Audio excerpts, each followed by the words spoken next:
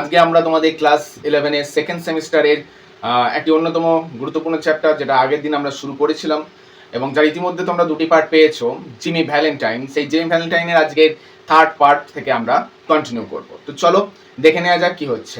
আগের দিন আমরা দেখেছিলাম জিমি ভ্যালেন্টাইন আমাদের কিন্তু এলমোর টাউনে চলে আসছে এবং এখন কিন্তু সে আর জিমি নেই, এখন পরিচিত হচ্ছে কিন্তু সে র্যালফ ডি স্পেন্সার নামে। সো র্যালফ ডি স্পেন্সার এই শহরে অর্থাৎ এলমোর টাউনে এসে আমরা দেখেছিলাম সে কিন্তু একটা জুতোর ব্যবসা চালু করেছিল এবং যে ব্যবসাটা কিন্তু খুব ভালোভাবে চলছিল এবং খুব শীঘ্রই জিমি ভ্যালেন্টাইন আমাদের র্যালফ ডি স্পেন্সারে ফিনিক্সের মতো পরিবর্তিত হয়ে একজন সফল ব্যবসায়ী হয়ে উঠল। এরপর কি হচ্ছে জিমির সঙ্গে দেখা যাক। Socially he was also a success, সামাজিকভাবেও সে কিন্তু একজন সফল ব্যক্তিত্ব হয়ে উঠল। মনে রাখবে হি ওয়াজ অলসো আ সাকসেস, এই যে লাইনটা স্টাইলটা এটা কিন্তু আমেরিকান ইংলিশের স্টাইল। আমরা ব্রিটিশ ইংলিশে পড়লে এটাকে হয়তো পড়তাম হি ওয়াজ অলসো বিকেম সাকসেসফুল, এটা পড়তাম, বাট আমেরিকান ইংলিশে কিন্তু এইভাবে লেখা হয়। অ্যান্ড মেড মেনি ফ্রেন্ডস, এবং তার অনেক বন্ধু হলো। স্বাভাবিক ব্যাপার, বিজনেসম্যান, সফল বিজনেসম্যানের কাছাকাছি বন্ধু হতে তো অনেকেই চাইবে। And the accomplish to wish and he accomplished to wish of his heart, এবং তিনি তার হৃদয়ের ইচ্ছাটাকে সিদ্ধ করলেন। অর্থাৎ জিমি ভ্যালেন্টাইনের যেটা মনের ইচ্ছা ছিল সেটা কিন্তু পূরণ হলো। কি মনের ইচ্ছা ছিল?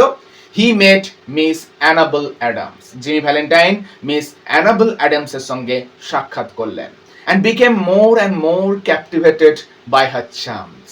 এবং অ্যানাবেল অ্যাডামসের সঙ্গে যখন তার পরিচয় হলো, কথোপকথন শুরু হলো, জিমি যেন অ্যানাবেল অ্যাডামসের সৌন্দর্যের দ্বারা আরো আরো করে অভিভূত হতে লাগলেন। অর্থাৎ সামনে থেকে এক দেখায় জিমি তো তার প্রেমে পড়েছেই, এক পলকের প্রেমে সে তো পড়ে গেছেই, কিন্তু যখন আরো বেশি করে জানতে লাগলো অ্যানাবেল অ্যাডামসকে, সে যেন আরো বেশি করে তার মাধুর্যে, তার সৌন্দর্য তো অলরেডি পড়েছে, তার চারিত্রিক মাধুর্য যেন আরো প্রেমে পড়তে লাগলো Jimmy. At the end of a year, এক বছর কেটে যাবার পর, the situation of Mister Ralph Spencer was this, অর্থাৎ এক বছর কেটে যাবার পর র্যালফ স্পেন্সারের সিচুয়েশন ছিল অনেকটা এইরকম, মানে অবস্থা ছিল অনেকটা এইরকম। কিরকম ছিল? He had won the respect, তিনি সম্মান অর্জন করেছেন, অফ দ্য কমিউনিটি, সম্প্রদায়। অর্থাৎ যেহেতু একজন সফল বিজনেসম্যান হয়ে গেছে, তো ভালো বিজনেসম্যান হিসাবে সেই অঞ্চলে তিনি কিন্তু যথেষ্ট সম্মান লাভ করেছেন। হিজ শু স্টোর ওয়াজ ফ্লোরিসিং, তার জুতোর দোকান বেশ আরো বেশি করে বৃদ্ধি করছিল। ফ্লোরিসিং মিন্স বৃদ্ধি ঘটা, প্রস্ফুটিত হওয়া, যেটাকে আমরা বলি। And he and Annabel are engaged, তো সুতরাং জিমি কিন্তু তার লক্ষ্যে পৌঁছাতে পেরেছে, যেটা প্রত্যেক প্রেমী চায়, তার লক্ষ্যে পৌঁছাতে। জিমি পেরেছে কিন্তু তার লক্ষ্যে পৌঁছাতে, কারণ অ্যানাবেল অ্যাডামস এবং জিমি এনগেজড হয়েছে।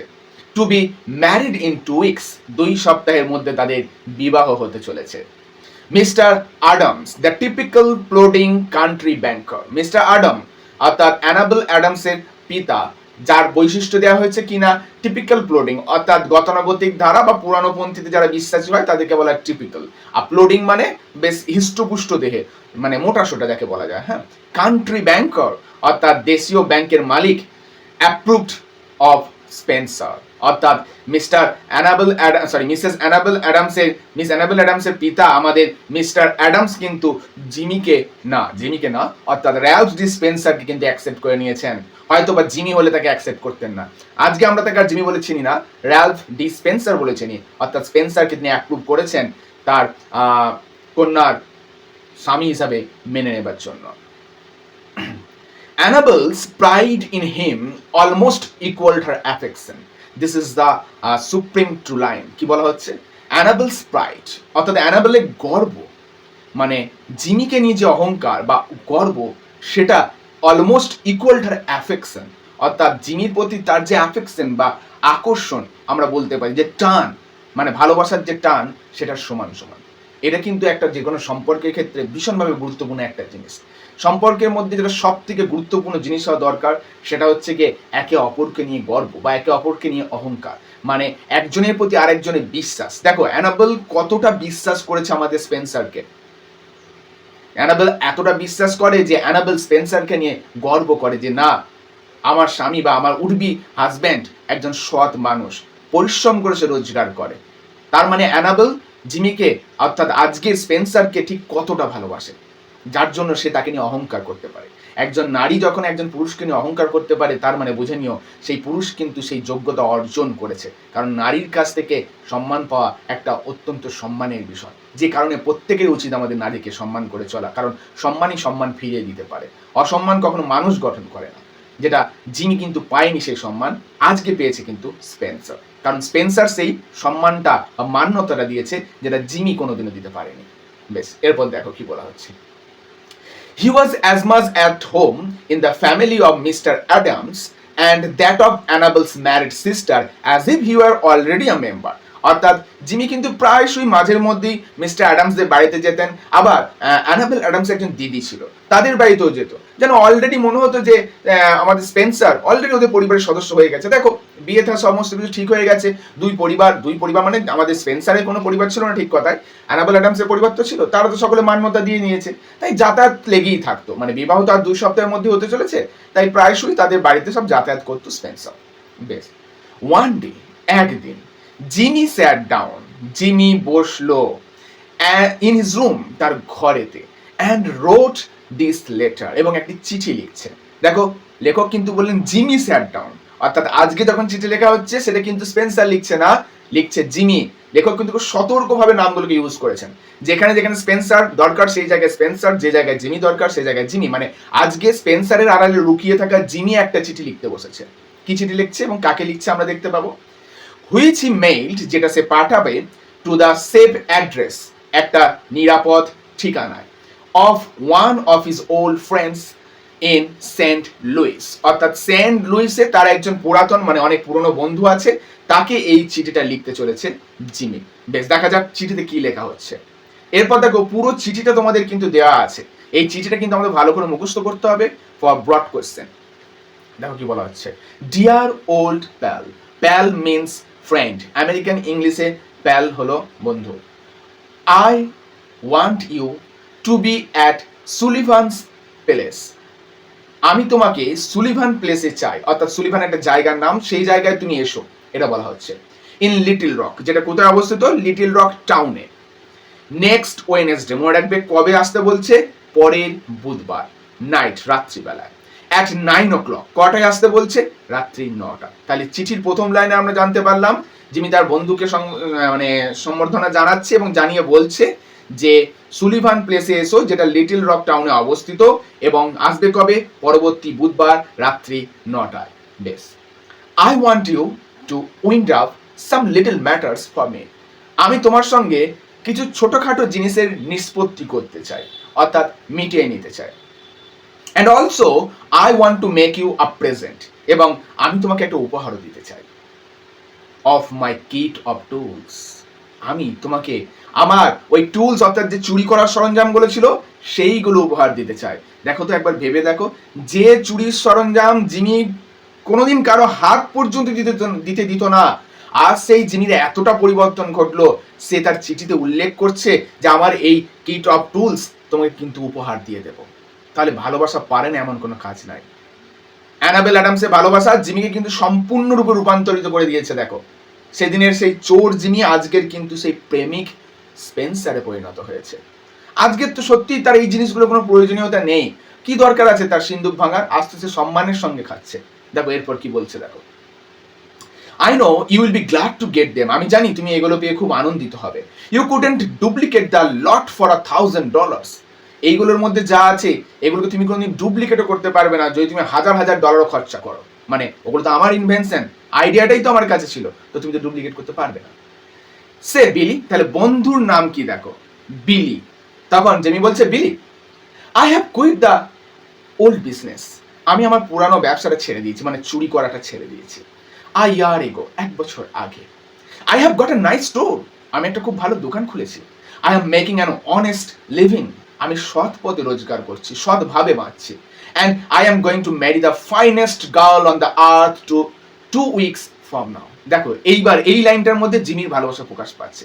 একটু আগে তোমরা দেখেছিলে অ্যানাবেল অ্যাডামস কিন্তু জিমিকে নিয়ে অহংকার করে, আর জিমি কিন্তু সেই অহংকারের মর্যাদা রেখেছে। দেখো ভালোবাসা একপাক্ষিক হলে সেটা কোনোদিন হয় না, দুই পক্ষ থেকে মর্যাদা থাকতে হয়, একে অপরকে মর্যাদা দিতে হয়। দেখো জিমিও কিন্তু সমান মর্যাদা দিচ্ছে। কি বলছে, I am going to marry the finest girl on the earth, এই পৃথিবীর সব থেকে সুন্দরী মহিলাকে। তার মানে একজন মানুষের কাছে তার প্রেমিকা তখনই সব থেকে সুন্দরী হবে যখন ওই ব্যক্তিটি তার প্রেমিকাকে ভালোবাসার দৃষ্টিতে দেখবে। তুমি, আমি বা তারা বিচার করলো, মনে রাখবে যে ব্যক্তিটি অপর একজন ব্যক্তিকে ভালোবাসছে তার চোখে যদি ওই মহিলাটি সব থেকে সুন্দর হয় তো সে সব থেকে সুন্দর। আমার তোমার চোখে সে সুন্দরী নাও হতে পারে, বাট তার প্রেমিকের চোখে যদি সে সুন্দরী হয় তাহলে সে সত্যিই সুন্দর, কারণ তারা থাকবে একসাথে, তুমি বা আমি নয়। তাই এই জায়গায় আমরা কি দেখতে পাচ্ছি, জিমি ভ্যালেন্টাইনের চোখে কিন্তু তার অ্যানাবেল অ্যাডামস দুনিয়ার মধ্যে সব থেকে সুন্দরী নারী। এরপর কি হচ্ছে দেখা যাক। After I get married, I am going to sell out and go west. এইবার দেখো জিমি হঠাৎ করে একটা ঘোষণা করলো, বললো যে দেখো বিবাহ হয়ে যাবার পর আমি আমার দোকানপত্র সব বিছে দেবো এবং পশ্চিমের দিকে চলে যাব। কেন কেন এমন সে কথা বলছে? Where there won't be so much danger of having old scores, যেখানে আমার ওল্ড স্কোর মানে অপরাধ, অর্থাৎ পুরাতন যে অপরাধ বা পাপ কাজগুলো আমি করেছি সেগুলো ধরা পড়ার খুব একটা চান্স থাকবে না। অর্থাৎ আমি যে জায়গায় রয়েছি এলমোর টাউনে, এখানে হয়তো বা আমি কিছুদিনের মধ্যে ধরা পড়ে যেতে পারি, কিন্তু আমি এগুলো সব বিছে কুচে ওয়েস্টের দিকে চলে যেতে চাই, যাতে এই সমস্ত ঝুট ঝামেলা থেকে মুক্তি পায়। ব্রট আপ এগেইনস্ট মি, যেগুলো আমার বিরুদ্ধে একদিন পর্যন্ত ছিল। আই টেল ইউ বিলি, আমি তোমাকে বলছি বিলি শোনো, সি ইজ অ্যান এঞ্জেল, সে একজন রাজদূত, মানে বলতে গেলে একদম স্বর্গের পরী যাকে বলা যায়। দেখো কতটা ভালোবাসে জিমি তাকে। সে বিলিভস ইন মি, সে আমাকে বিশ্বাস করে। And I wouldn't do another crooked thing for the whole world. এইটাই হলো সব থেকে বড় একটা জায়গা। জিমি কি বলছে? সে আমাকে বিশ্বাস করে এবং আমাকে যদি গোটা দুনিয়াও দিয়ে দেওয়া হয়, বিশ্বাস করো আমি আর একটাও খারাপ কাজ করবো না শুধুমাত্র তার জন্য। এইখানটাই কিন্তু লেখক একটু আগে মক করেছিলেন আমাদের সমাজটাকে। যখন জিমি জেল থেকে বেরিয়ে আসছিল, দেখো আমাদের হেনরি বলেছিলেন, মানে ও হেনরি কিন্তু বলেছিলেন, অর্থাৎ লেখক বলেছিলেন যে এই রাজ্যটাকে কয়েকটা টাকা একটা পোশাক দিয়ে ভাবে সে সারাটা জীবন সুস্থভাবে কাটিয়ে দেবে। কিন্তু সত্যিই কি তাই কখনো পসিবল? সত্যি তো পসিবল নয়। একটা চোর সংশোধনাগারে থেকে তার যদি মনে কিছু অনুশোচনা বোধ হয়, সে যদি নিজেকে সংশোধন করতে চায়, তার সত্ত্বেও কিন্তু সে পারে না। কেন পারে না? কারণ একবার যে চুরি করেছে তাকে এই সমাজ আর কোনোদিন বিশ্বাস করতে চায় না। এটা কিন্তু আমাদেরও একটা ফল্ট। আমরা আর একজনকে দ্বিতীয় কোনো সুযোগ দিচ্ছি না, এটাই হচ্ছে সমাজের ফল্ট। কিন্তু যদি কেউ সত্যিই মন থেকে পরিবর্তিত হতে চায় তাহলে কিন্তু তাকে একটা সুযোগ দেওয়া দরকার। দেখো এই সুযোগটা যেখানে দুনিয়ার কেউ দেয়নি, কেউ তাকে বিশ্বাস করছিল না, কেউ না, সবাই বলছিল তুমি চাকরি মানে পুরোনো কাজ ছেড়ে দিয়েছো, এটা হতে পারে, অনেকে অনেক রকম কথা বলছিল কিন্তু জিমিকে পাশে। কিন্তু একমাত্র অ্যানাবেল অ্যাডামস, যে জিমিকে দেখো নিঃস্বার্থভাবে ভালোবেসেছে। জিমি কোথা থেকে এলো, কেন এলো, মানে তার পুরনো পরিচয়ই বা কি, তোমাকে আমরা চিনি না জানি না, এই শহরে তুমি নতুন এসেছো, কোনো কিচ্ছু কিন্তু একবারের জন্য দেখো অ্যানাবেল অ্যাডামস জানতে চায়নি।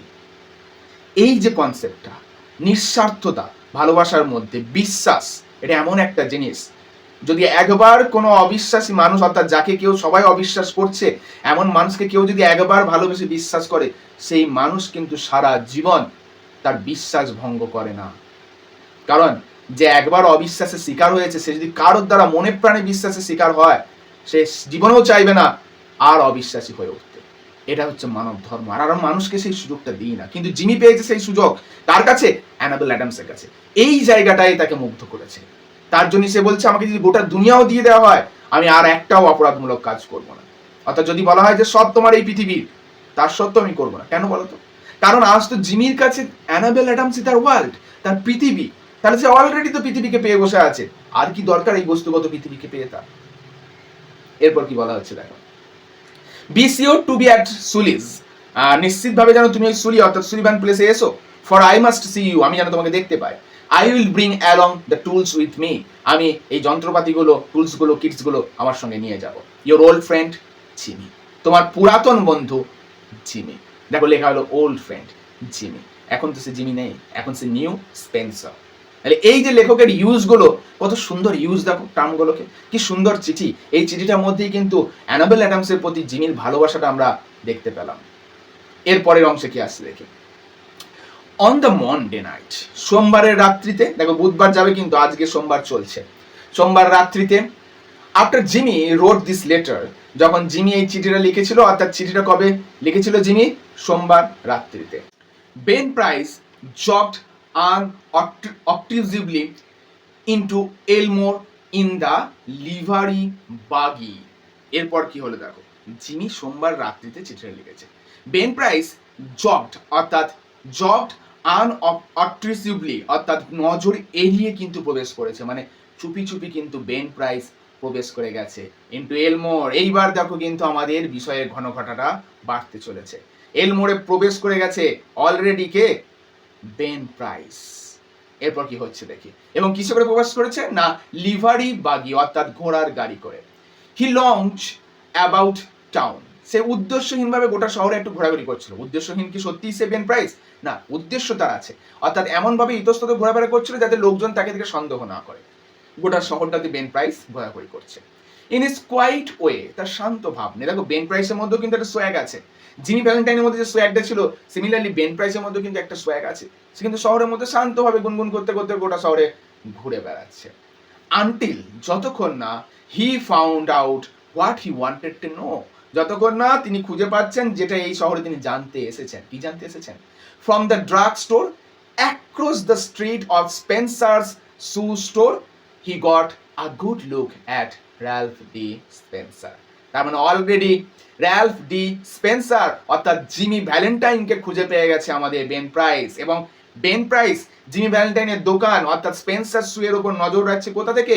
স্পেন্সার সু এর উল্টো দিকে অবস্থিত একটা ওষুধের দোকান থেকে। মানে ওষুধের দোকানে বেন প্রাইস এইভাবে দাঁড়িয়ে আছে এবং নজর রেখে যাচ্ছে। হয়তো মনে মনে বলছে, জিমি ভালোই তো ব্যবসা ফেঁদেছো, এরকম হয়তো বলছে। বেশ কি বলছে দেখো, going to marry the banker's daughter are you Jimmy, অর্থাৎ বেন প্রাইস বলছে আচ্ছা ব্যাংকারের মেয়েকে বিয়ে করতে চলেছো, তাই না জিমি? said Ben to himself softly. Ben Price নিজের সাথে নিজেই কথাটা বলল মৃদুভাবে। ওয়েল আই ডোন্ট নো, আমি বাবু কিছু জানি না।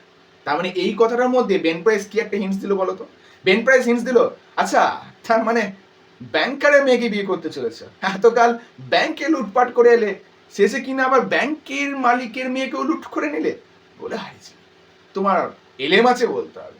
আচ্ছা ঠিক আছে, দেখা যাক কি হয়। এই কথাটার মানে কি বলতো, কি হয়? অর্থাৎ বেন প্রাইস যেন সামহাও একটু চ্যালেঞ্জ করলেন জিমিকে, দেখা যাক তুমি ব্যাংকারের মেয়েকে বিয়ে করতে পারো নাকি তার আগে আমি তোমাকে সকলের সামনে ফাঁসিয়ে দিতে পারি। দেখা যাক কে জেতে। তাহলে এইবার শুরু হলো আসল সম্মুখ সমরের যুদ্ধ। একদিকে বেন প্রাইস, একদিকে জিমি ওরফে স্পেন্সার, র্যালফ ডি স্পেন্সার। এইবার কিন্তু সম্মুখ সমরের যুদ্ধে নামছে তারা একে অপরে। বেন প্রাইস চ্যালেঞ্জ কিন্তু গ্রহণ করে নিল, দেখা যাক জিমি তুমি ব্যাংকারের মেয়েকে বিয়ে করতে পারো নাকি আমি জিতে, মানে আমি তোমাকে অ্যারেস্ট করতে পারি। এরপর কি হচ্ছে দেখো। The next morning Jimmy took breakfast, পরের দিন সকালবেলা জিমি সকালের প্রাতরাশ গ্রহণ করলো।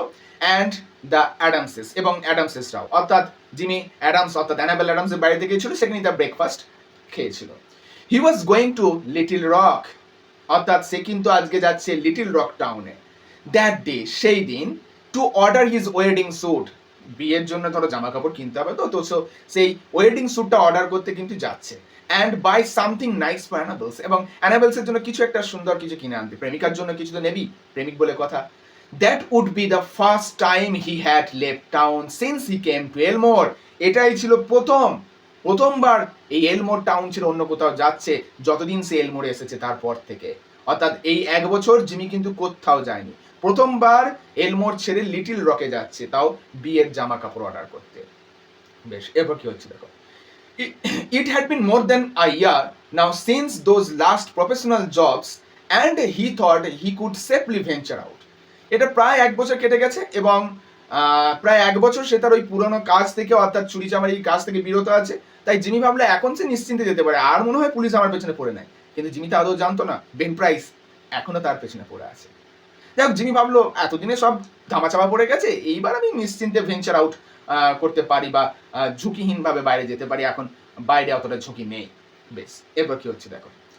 After breakfast a quiet family party went down. ব্রেকফাস্টের পর একটা ফ্যামিলি পার্টি চললো। ফ্যামিলি পার্টি বলতে একটা ছোটখাটো আলোচনা এরকম হওয়া, হ্যাঁ, টুগেদার একসাথে। এখানে পার্টি মানে না গান টান বাজিয়ে নাচা এটা নয়, মানে জাস্ট আলোচনা কথাবার্তা হওয়া, এই কথাটা বলা হয়েছে। যেমন আমরা গল্প গুজব করি পরিবারের মধ্যে।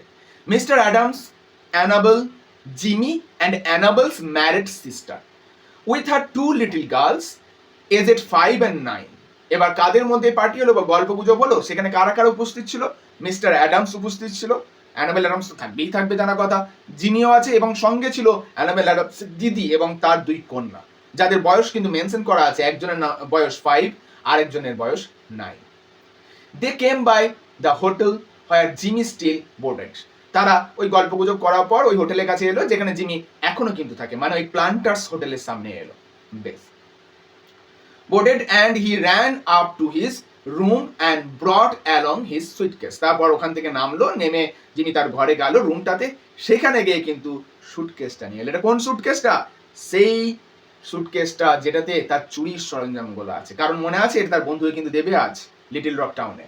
বেশ, এরপর কি হচ্ছে দেখি। Then they went to the bank. তারপর তারা সকলে মিলে ব্যাংকে গেল, নিজেদের ব্যাংক তো। বেশ, দেয়ার স্টুড জিমিস হর্স অ্যান্ড বাগি। সেখানে দাঁড়ালো জিমি ঘোড়া এবং ঘোড়ার গাড়িটা। And Dolf Gibson who was going to drive him over the rail road station. এবার আরেকজন ব্যক্তির নাম পাচ্ছি আমরা, যার নাম হচ্ছে কি ডলফ গিবসন। ওই যে ঘোড়ার গাড়িটা চালাচ্ছে সে চালক। এই চালক কি করছে না, আমাদের জিমিকে নিয়ে রেল রোড স্টেশনে যাবে, সেখান থেকে হয়তো রেল টেল ধরে লিটল রকে যাবে জিমি। বেশ, তাহলে এখন আমরা দেখতে পেলাম ফ্যামিলি পার্টি বা গল্প গুজব শেষ হওয়ার পর তারা সবাই, জিমি যেখানে হোটেলটায় থাকতো সেই হোটেলে এলো, এবং সেখান থেকে জিমি তার সুটকেসটা নিয়ে এখন একটু ব্যাংকে গেল। বেশ, ব্যাংকে বলতে মিস্টার অ্যাডামসের যে ব্যাংক সেখানে গেল। এবার কি হচ্ছে দেখি। All went inside the high curved oak railing into the banking room. প্রত্যেকে প্রবেশ করলো। অল ওয়েন্ট ইনসাইড, প্রত্যেকে ভিতরে চলে গেল। কোথায়? এবং ভেতরের যে সিঁড়িতে ওঠার যে অংশটা সেটাকে বর্ণনা করা হয়েছে কিভাবে, দেখো ওই যে সিঁড়ির যে হাতলগুলো হয় সেগুলো হাই কার্ভড ওক রেলিংস, অর্থাৎ খোদাই করা বিভিন্ন জিনিস নকশা বা ডিজাইন খোদাই করা আছে, এবং যেগুলো ওক কাঠ দিয়ে তৈরি, ওরকম রেলিং ধরে প্রত্যেকে ব্যাংকের রুমে প্রবেশ করলো। Jimmy included for Mr Adams future son in law was welcome. আচ্ছা, জিমি ইনক্লুডেড অর্থাৎ ওদের সঙ্গে কিন্তু জিমিও ছিল, ঠিক আছে। For Mr Adams future son in law was welcome anywhere. কেন জিমি ওদের সঙ্গে ছিল? দেখো, আমি বা তুমি গেলে তো চলে যেতে পারবো না ব্যাংকের ভেতর হুটহাট করে যে কোনো জায়গায়, কারণ জিমি তো এখন তাদের জামাই হতে চলেছে। তো জিমির জন্য, যিনি মিস্টার অ্যাডামসের would be son in law হতে চলেছেন, জামাই হতে চলেছেন, তাই তিনি তো সব জায়গাতেই এনিহোয়ার, সব জায়গাতেই তাকে ওয়েলকাম করা হবে। The clerks were pleased to be greeted by the good-looking, agreeable young man who was going to marry Miss Annabel. এবার কি হলো না, যে ক্লার্ক তারাও কিন্তু এই মিস্টার স্পেন্সারকে সবাই খুব সম্বোধন করতো, মানে খুবই সম্বর্ধনা জানাতো। কেন? এমনিতেই বেশ সুন্দর ছিমছাম দেখতে আমাদের জিমি, পার্সোনালিটিও খুব ভালো। এইরকম একজন পার্সোনালিটিওয়ালা মানুষ, সুন্দর দেখতে ব্যক্তিকে সকলেই একটু শ্রদ্ধা করি চলে। আর তাছাড়া তো বিজনেসম্যান, বড় সেটেলড একজন বিজনেসম্যান, সেটা তো বটেই। বেশ, এরপর কি হচ্ছে দেখি। Jimmy set his suitcase down. জিমি তার সুটকেসটা নামিয়ে রাখলো। Annabel, whose heart was bubbling with happiness and lively youth.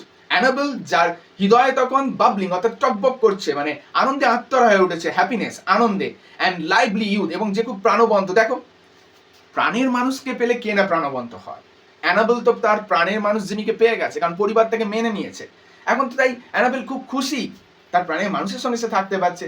আর মেয়েরা একটুখানি মনের দিক থেকে কিন্তু ছেলে মানুষ হয়, আর অ্যানাবেল অ্যাডামস তো এখন আরো বেশি ছেলে মানুষ করবে। প্রেমিকের সামনে, ভালোবাসা মানুষটার সামনে সবাই যেন আমরা একটু ছেলে মানুষ হয়ে যাই। তাই এখানে অ্যানাবেল অ্যাডামসও কিন্তু ব্যতিক্রম নয়। অ্যানাবেল অ্যাডামসও একটু ছেলে মানুষই করছে। ছেলে মানুষই করে কি করছে সে দেখো। পুট অন জিমিস হ্যাট, মানে জিমির যে টুপিটা ছিল সেই টুপিটা নিজে একবার পরে নিচ্ছে, আর ছেলে মানুষই করছে। And picked up the suitcase, এবং সুটকেসটা নিচ্ছে, মানে একটু জিমির মতো সাজার চেষ্টা করছে আর কি। তো জিমির মতো টুপিটা পরে সুটকেসটা এরকম করে হাতে নিয়ে ওঠানোর চেষ্টা করছে। উডন্ট আই মেক নাইস ড্রামার? এবার ও বলছে, আচ্ছা আমাকে দেখতে বেশ একদম সুন্দর ড্রামারের মতো লাগছে না? হ্যাঁ, সেইড অ্যানাবেল, মানে একটু ছেলে মানুষই করছে আর কি জিমির সামনে। অ্যানাবেল এই কথাটা জিজ্ঞেস করলো। এইবার অ্যানাবেল তখন হচ্ছে, my Ralph, how heavy it is. উফ রালফ, এটা কি ভারী, মানে সুটকেসটা কি ভারী। Feels like it was full of gold brick. যেন মনে হচ্ছে এটা সোনার ইট ভরা আছে। দেখো বড় লোকের মেয়ে তো তাই ভাবনাটা একটু বড় বড়। দেখো আমরা হলে বলতাম যেন লোহা ভরা আছে মনে হচ্ছে এর মধ্যে, কিন্তু তার বড় লোকের মেয়ে তো তাই ভাবনা বড়, তাই বলছে আমরা সোনার ইট ভরা আছে মনে হচ্ছে। যাই হোক, lot of nickel plated shoe horns in their. না না, অন্য কিছু না, ওই জুতোর অনেক নিকেল প্লেট শু হর্ন আছে, সেইগুলো মানে কিছু বেশ ভালো জুতো জুতো তৈরি করার জন্য, যেগুলো আর কি বেসিক্যালি পাহাড়ি এলাকার জন্য বা ট্রেকিং করার জন্য ইউজ করা হয় যে জুতোগুলো, সেখানে নিকেল প্লেট ইউজ করা হয় যাতে জুতোগুলো অনেক বেশি টেকসই হয়। ঠিক আছে, দেখো একটা কথা ভেবে দেখো তো, এই সুটকেস, যেই সুটকেসকে আজ পর্যন্ত জিমি কারো হাত লাগতে দেয়নি, আজ যখন অ্যাডামস সেটাকে তুললো, জিমি কিন্তু একবারও না করে না। ভেবে দেখেছো? This is call love, this is call প্রেম, ভালোবাসা। ভালোবাসা মানুষের সামনে সবকিছু ছাড়, তার জন্য মানুষ সবকিছু করতে পারে। একবারের জন্য জিমি কিন্তু বললো না, না ওটা হাত দিও না, এক মুহূর্তের জন্য বারণ করলো না। এবং যাতে সে কিছু না বুঝতে পারে সেজন্য বললো এতে নিকেল প্লেটেড শু হর্ন আছে, যাতে অন্য কিছু যাতে না ভাবে। সেই জিমি খুব শান্তভাবে এই কথাটা বললো, that I am going to return, এগুলো না আমি আজ ফেরত দিয়ে দেবো, বুঝলে। থট আই উড সেভ, এবার জিমি একটু মানে ফ্লাটারিং করছে, হ্যাঁ দেখবে। Thought I would save express charges by taking them up, আমি ভাবলাম এইগুলো না হয় এক্সপ্রেস চার্জ, মানে যে কুরিয়ার চার্জ বলা হয় আর কি, কোনো পার্সেল পাঠাতে গেলে যে কুরিয়ার চার্জটা লাগে সেটাকে এখানে এক্সপ্রেস চার্জ বলা হচ্ছে। তো আমি ভাবলাম যে কুরিয়ার চার্জটা লাগবে সেটা না হয় আমি যখন যাচ্ছি আমি দিয়ে দিই। আই এম গেটিং অফুলি ইকোনমিক্যাল, আমি ভীষণভাবে এখন হিসেবি হয়ে পড়ছি। বিয়ে করতে চলেছি কিনা, সংসার করতে চলেছি, এবার তোমাকে হিসেবে হতে হবে, মানে যিনি একটু ফ্ল্যাটারিং করলো আমাদের অ্যানাবেল অ্যাডামকে। যাই হোক, দুজনের মধ্যে একটু খুনসুটি চলছে, ছেলে মানুষই চলছে, বেশ। এরপর কি বলা হচ্ছে দেখো, the এলমোর bank had just put in a new safe.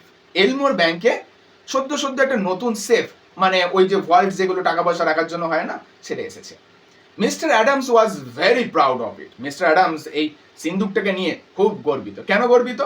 And instead of an inspection by everyone, এবং তখন ইনসিস্টেড, এবং তিনি তখন সকলকে জোর করছিলেন, এই দেখো নতুন ভল্ট এনেছি, দেখো এটা দেখো, মানে একটা নতুন জিনিস এনেছে, সেটা বারবার সকলকে দেখাচ্ছেন আর কি। হ্যাঁ, কেন এটা তিনি বারবার দেখাচ্ছেন? The vault was a small one, ওই সিন্দুকটা কিন্তু ছোট ছিল, ঠিক আছে, but it had a new pattern door, কিন্তু এটা একটা নতুন ধরনের দরজা ছিল। It fastened with 3 solid steel bolts, এটা 3টে একদম কঠিন স্টিল বোল্ট, মানে আমরা যাকে খিল বলি আর কি, হ্যাঁ, মানে 3টে এরকম মোটা মোটা দণ্ডের খিল দিয়ে আটকানো আছে, মানে ভেতরে ওটা লকটা ঘোরালিয়ে একসঙ্গে 3টে খিল হেঁটে যাবে, তার মানে নিশ্চয়ই এটাকে ভাঙা তো সহজ হবে না। বেশ। থ্রোন সাইমনটেনাসলি, যেগুলো একসঙ্গে চলে যাবে উইথ আ সিঙ্গেল হ্যান্ডেল, একটা শুধুমাত্র হ্যান্ডেল ঘোরালি, অর্থাৎ একবার হ্যান্ডেলটা ঘুরিয়ে দিলি একসঙ্গে 3টে বোল্ট আটকে যাবে।